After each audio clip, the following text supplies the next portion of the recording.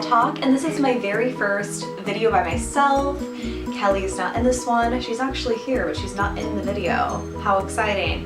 Anyway, I'm going to share with you guys some college tips and just all about the college process, because I know so many of you are going through it, and it can be a disaster. Stressful, and it's just, you know, you'll find out, I promise. To begin, I think the best time to begin thinking about just the college process and getting prepared is your junior year. Second semester, that's like time to begin action. I know it may seem kind of early, like college is so far away, but I promise you it's not. You definitely want to go on some college visits, kind of look into maybe schools in your area where you might be possibly interested in. And college visits are great. It's a perfect excuse to not go to school and go explore a college campus or where you could possibly spend the next 4 years of your life. I think it's a great experience. I've probably gone on like 8 college visits. It's so fun, it's worth the while for sure. Next, you definitely want to be taking the SAT as soon as possible. I kind of waited a little. I took mine in June of my junior year.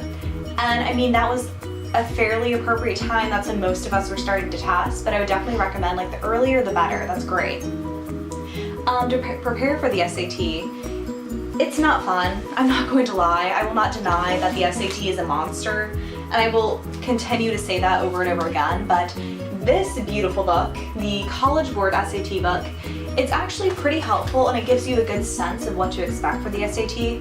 It's not fun. I mean, I would rather probably eat my toenails than do this, but it will help you. And if you can just find like some time to sit down and open up this lovely prep book, it will be definitely worth it in the end, and you'll be so glad you did.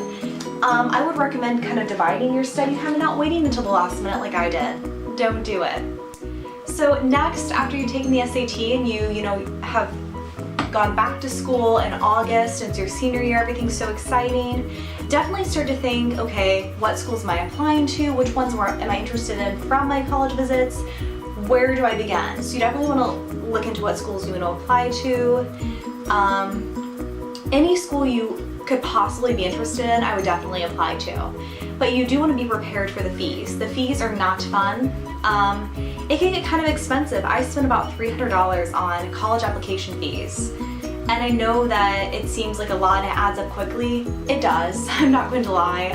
College, even before, like everyone says college is so expensive, parents are all immediately worried about it, like when they have a 1-month-old child. But before you even enter college, it's already expensive. The application fees, getting to the college visits, just, it gets expensive. It really does. So be prepared to spend, at least, I mean, it's usually about $60, between like $50 to $75 per application. Be prepared to spend a couple $100s on application fees. Definitely get your applications in before November 1st. I can't express that enough. Every college visit I ever went on, they said November 1st is almost always the priority deadline. You want to get the applications in as soon as possible, and that just gives you a better possibility of getting into that school, regardless of if you're a good student, an average student, whatever your situation is, get it in as soon as possible. More application details. They're long. They do require a lot of time. The earlier you begin, the better, so I definitely recommend that. What's next? Okay, deciding on a school.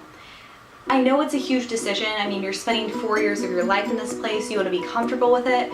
There are a lot of factors to really consider when thinking of where you want to go to college. First, and I think maybe the most important, go to the school, visit it. What is the atmosphere like? Are you comfortable there? Do you like it? I know this sounds silly, but when I first toured the school that I was going to, it just felt right. I don't know if that makes any sense, and you might think I'm really silly, but sometimes it just feels like a good fit. And I think that's like just going with your own intuition and your own instincts. You can never go wrong with that. Consider pricing, private or public, things like that. What is the program like? You don't want to go to a school with a really weak, medicine or pre-med program if you want to be a doctor. You have to consider things like that. Location. I mean, do you want to be 100 miles away? Do you want to be 50 miles away? Do you want to be, on the opposite end of the country? How close are you with your family? Are you okay with being you know, a flight away, a car ride away, 5 minutes away. You just really need to look into that and just figure out what's in your comfort zone. Not that that's the only factor. You don't want to just do something that might be comfortable and not go for what you think has the most potential. You really want to do what you think will be, you know, give you the best education, give you the best experience, not how safe do I feel or how safety is important. I'm not going to say that. Don't let comfort or trying to stay in that comfort zone keep you from really pursuing your dreams and your aspirations. That's what I'm trying to say. Let's see. The finances of college, again, everyone's terrified. You look at the $19,000 tuition rates, and that's just for my public school, and it's terrifying. And I mean, I'm just an average middle-class girl. I have a middle-class family. And for us, it was very intimidating. So you're not alone in that. And my parents and I have been worried about the finances for a long time. So just realize that you're not alone. So you want to look into scholarships as soon as possible. There are sites like FastWeb that offer just various scholarships that you may or may not be eligible for. Just look into that. There's thousands of scholarships out there. And there are a lot of ones that just don't even get distributed because no one applied for it. There wasn't enough interest. So just really look into scholarships. It's worth the effort. It really is. Local scholarships, I think that's even more important than me once found on like FastWeb or the internet. You're more likely to get a local scholarship with 20 people competing than one that's online with potentially thousands of people competing for it. So local scholarships are a great way to go. The next, housing, dorming, things like that. Once you actually decide where you want to go, you've gotten accepted, excuse me, you definitely want to look into like where do you want to live, what dorms, who you want your roommate to be. And I definitely would recommend using, if your school's a Facebook page like mine did, I'm going to IU, they had a feature called Room Sync, which can help pair you with someone who's compatible, but they also had a Facebook page, which was just like a school app that could help you find someone who might be compatible with you, someone who might have the same interests, and I highly recommend that. I have heard far too many horror stories about people who get paired with these bizarre, creepy stalker roommates, and I know that maybe it's just, you know, one in a few and it's not very likely, but you really don't want to go to, well, I would say the majority of you really don't want to live with a stranger. If you could look at their profile on Facebook and at least see, like, are you a normal human being?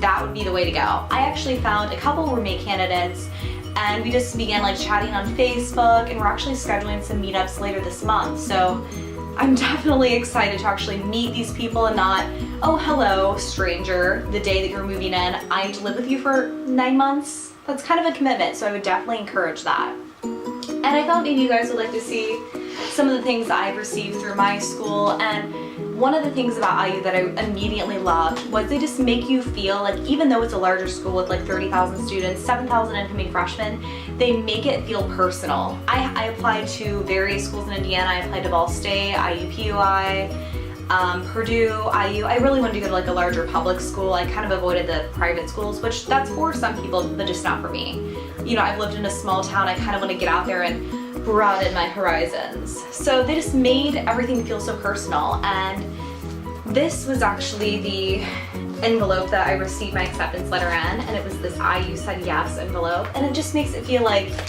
they want you to be at their school, and they send you these personalized letters. And for Christmas I got this holiday card from them, and they just make you feel like you're important. And even if there are 7,000 other students that are going to be incoming freshmen, they just make you feel like they want you to belong and want you to be there. Can't show you my address, but that is that. And this is basically my college information and informative video. And if you have any questions at all, I've been there and done that. So feel free to ask me any questions you may have on Twitter, through our blog. We have our contact information. So please feel free to let me know. Bye, girls.